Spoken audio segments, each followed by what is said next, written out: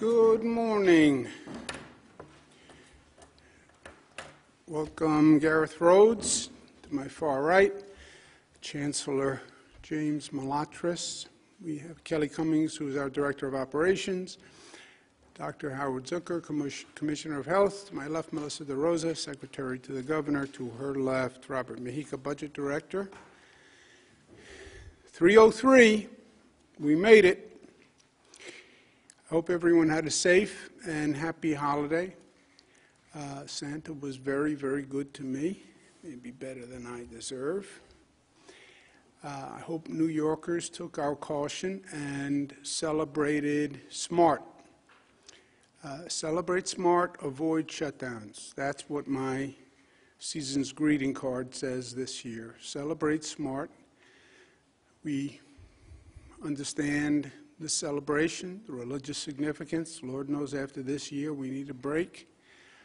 But be smart.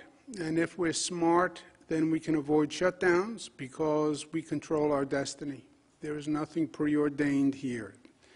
What will happen will be a consequence of our actions. A year where we felt out of control, we're actually in ultimate control because we control the spread of the virus by our actions. Celebrate smart and avoid shutdowns. This is what the numbers say today, which we're not quite sure what it means, but we're studying it. Statewide positivity without microclusters, 7.8. Statewide positivity with microclusters, 8.3. That is an increase from the 5.9 7-day average. Positivity in microclusters, 9%, and 124,000 tests taken. This is a jump from Friday, Saturday to Sunday. Friday was Christmas. Sunday is 2 days after Christmas. We have been talking about potential for spread during Christmas. For it to go up in 2 days is dramatic and very, very fast. So we're studying what the uptick in that number actually means. If you look around the country, you've seen significant upticks in just the past couple of days. California went from 8 to 13, Florida went from 8 to 11, Texas went from 2 to 9, New York went from 5.8 to 8. Is that even possible? It's statistically improbable. Now, if you look at the numbers, you also see that the number of people getting tests is actually much, much lower. So these are people who got tests after Christmas, and it's a lower number of people who got tests, so it's a smaller population. So one of the theories that we're going to look at is people who were going to get a test because they were traveling, because they were concerned about spreading the virus, were getting tested up until Christmas. And anyone who went and got tested post-Christmas over the weekend was a person who was showing symptoms and thought they might be positive, and therefore they went for a test. So the sample is artificially skewed. Fewer people got tested, and more of those people were showing symptoms. That's why they went and they got tested. The number of positive cases didn't go up. It's that the number of people being tested went down by almost half. So fewer people get tested, same number of positives, but proportionately it's a higher number. Evidencing that theory, the number of tests in an urgent care clinic went way up. Urgent care clinics tend to be the places where people go when they feel symptoms and they want to get a test, that's what you tend to see in urgent care clinics. And that's the number that went up in urgent care clinics.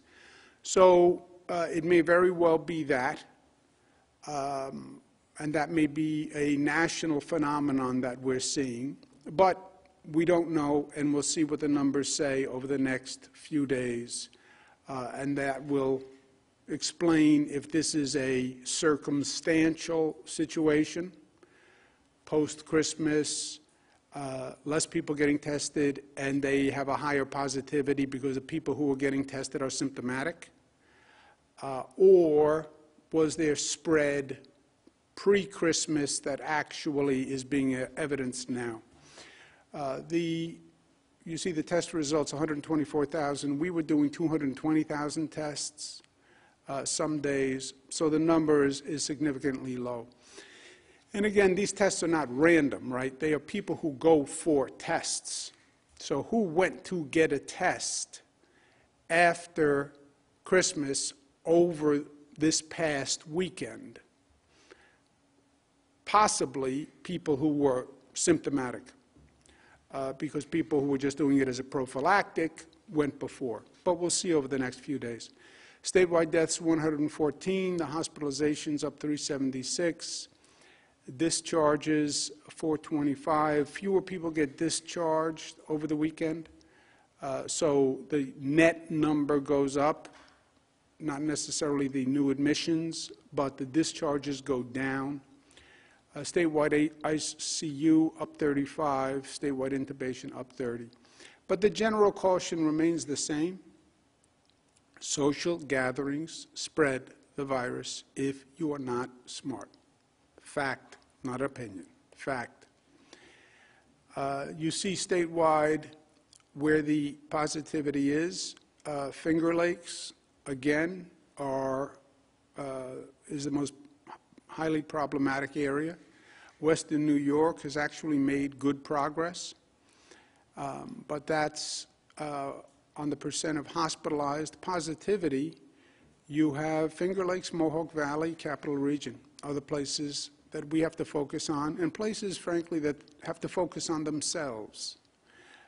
If you live in those areas, then it's you and your community and the behavior in your community that is affecting the numbers. And again, the numbers make it plain. It's not about theory. It's not about, well, I believe this, I believe that. Here's my opinion. Here's my theory. Here's my culture. Here's my politics. Numbers are numbers. And there's no denying numbers. And this is not testing a political theory or your medical theory of the virus. They are numbers. They're telling you the facts. Again, New York City, Staten Island has the highest positivity. Why is Manhattan 2.8 and Staten Island is 6? That defies logical explanation. Manhattan is much more dense. Manhattan, you're taking more public transportation. You're on the subways. You're in buses more than you are in Staten Island. You have more people on the sidewalk in Manhattan. It is the precautions that people are taking in those areas. Again, I think this, I think that. Every politician has an opinion. Ask your local politician. Explain the numbers to me. How does your political theory jive with the facts? And see what they say. Post-COVID future, we're getting to the new year. I'm going to do a state of the state. What does 2021 look like? 2021 looks like what we're going to make it look like. It's going to be what we do. And clearly, the key is going to be the vaccines. It is the one really good piece of news we had in 2020, was that the research community, the medical community came up with highly effective vaccines. So it's about getting those vaccines now in people's arms, right? It's nice I show you the vial and the box and all that. That's nice. But what matters is getting it in people's arms. 140,000 New Yorkers have already received one vaccine. That would put New York at the top of the national chart on number of vaccines that have actually been given to people. We expect another 259,000 vaccines this week, 139 from Pfizer, 119 from Moderna. Where are the vaccines going? This is where the vaccines will have gone to date by the end of this week. We're shipping as we speak, and by the end of this week, this is how many vaccines will be given out all across the state. They will not have been necessarily administered, but they will have been delivered. Well, why does one place get more than the other? This is, again, math. This is proportionate to the number of people eligible for the vaccine in that region. It's probably roughly proportionate to the population, but that's how we do the allocation. It's not that we like Capital Region more than Central New York. It's all on the math. Who's getting the vaccine? We have priority populations. As we have more vaccines, the priority populations expand, right? We're going down the list. You have the number one priority, 2, 3, 4, 5, 6, 7. More vaccines, you just work your way down that list. This week, it's going to be urgent care center employees, individuals who are administering the COVID-19 vaccines for obvious reasons, including the local health department staff, residents of OASIS facilities. These are congregate facilities. Congregate facilities are problematic. It's where you have a lot of people in concentration. Nursing homes are obviously the most problematic because they're congregate plus older, vulnerable people. OASIS, what we call the O facilities, they're congregate, not necessarily older, but congregate facilities. We'll then continue with high-risk hospital care workers, federally qualified health center employees, EMS workers, who are the people who show up, God bless them, and respond to calls, coroners, medical examiners, funeral workers, other OMH facilities, etc. These are all congregate facilities where you have a number of people in one location. Who's getting the vaccines? Next week, we expect to open to ambulatory care health workers, public-facing public health workers, again, including those administering the COVID-19 tests. We have now a whole group of people who are interfacing with the vaccines, with the testing, and we want to make sure they get the vaccine. Another issue popped up because every day is a new issue to deal with, possible fraud by a healthcare provider.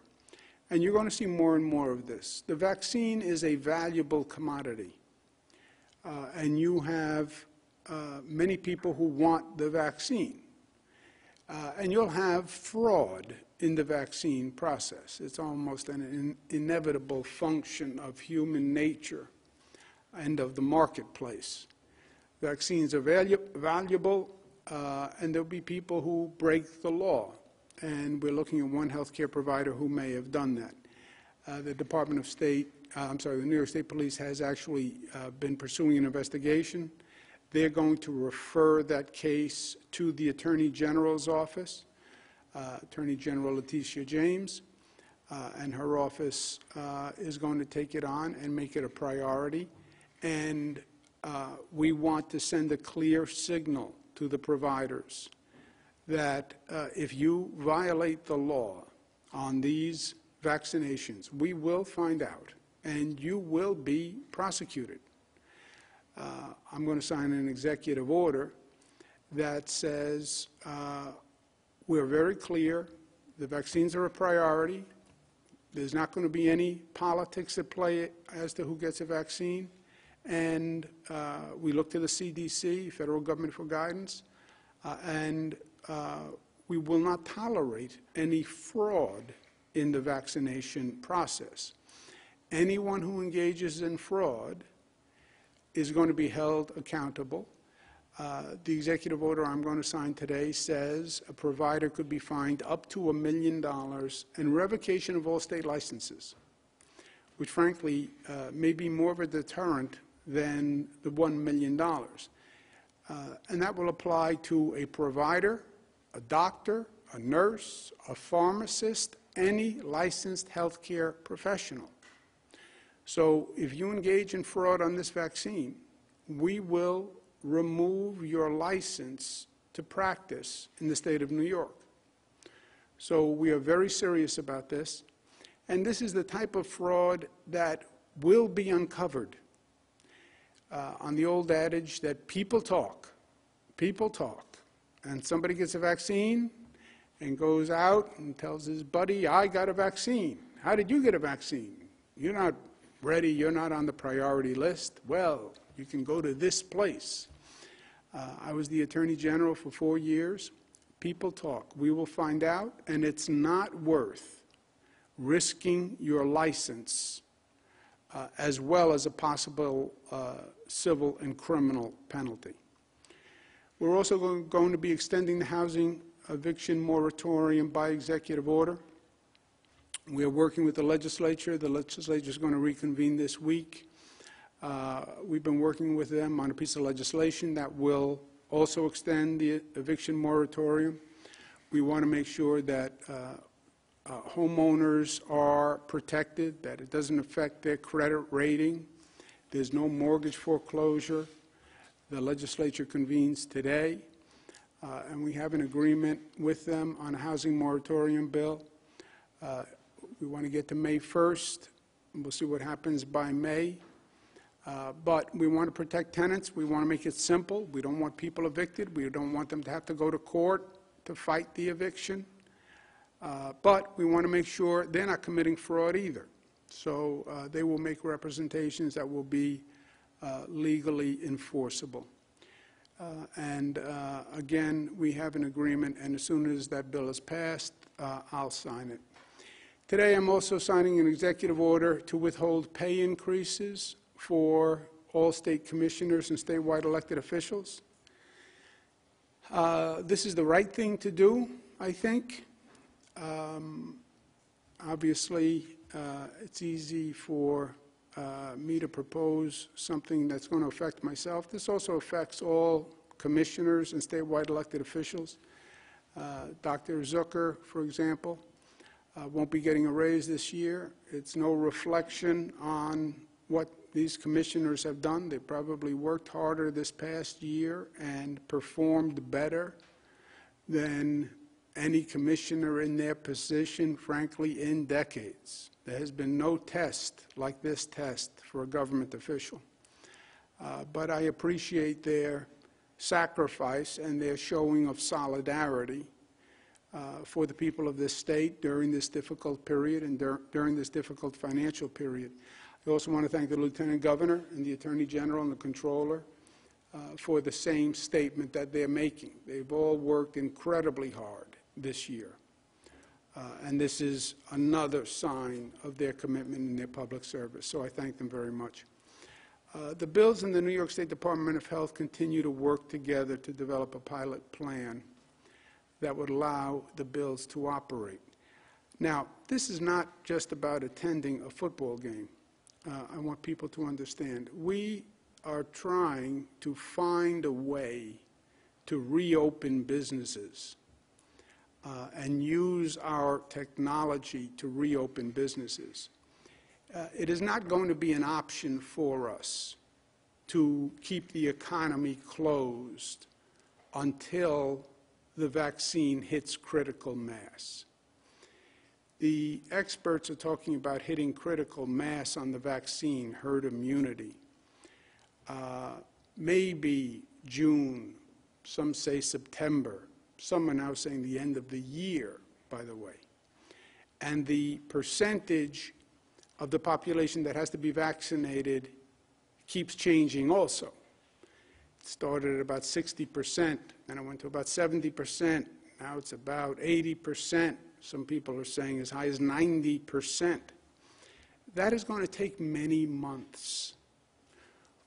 If you wait to hit critical mass for the vaccine, you are talking about closing the economy for 6, 9, 12 months going forward.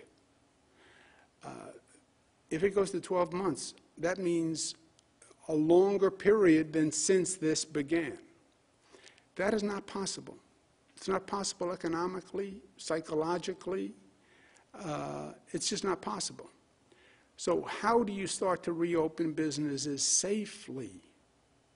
How do you use our testing capacity to reopen businesses safely?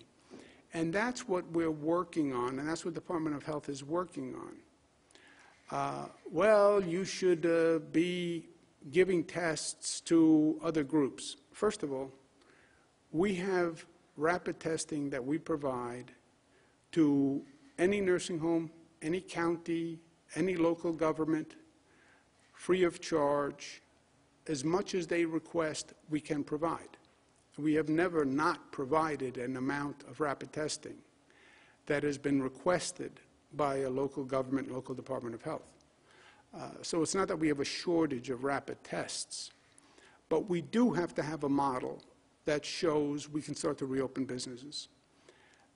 And anyone who thinks that we're going to make it another 6, 9, 12 months with a closed-down economy, that's just not a realistic possibility.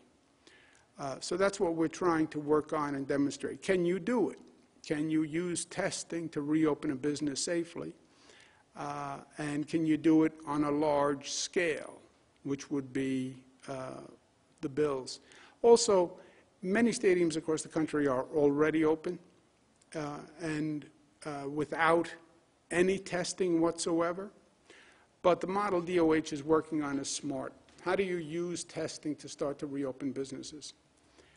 Because that is going to be the challenge in 2021, and we're still working through that. Western New York has also done a good job in getting ahead of their positivity rate. They had the highest positivity rate in the state. Today they're the 4th lowest in the state of New York. So I think Western New York has heard the message. We now need Finger Lakes to understand it, Mohawk Valley to understand it, Staten Island to understand it, but they are in control of their own destiny. And you see the variance across the state. There's also a story in that. Why is Manhattan 2% and the Finger Lakes 4 times the infection rate in Manhattan? How do you explain that? Except the behavior of those people in that place. With that, we'll take questions. Thank you, Governor. If you'd like to ask a question,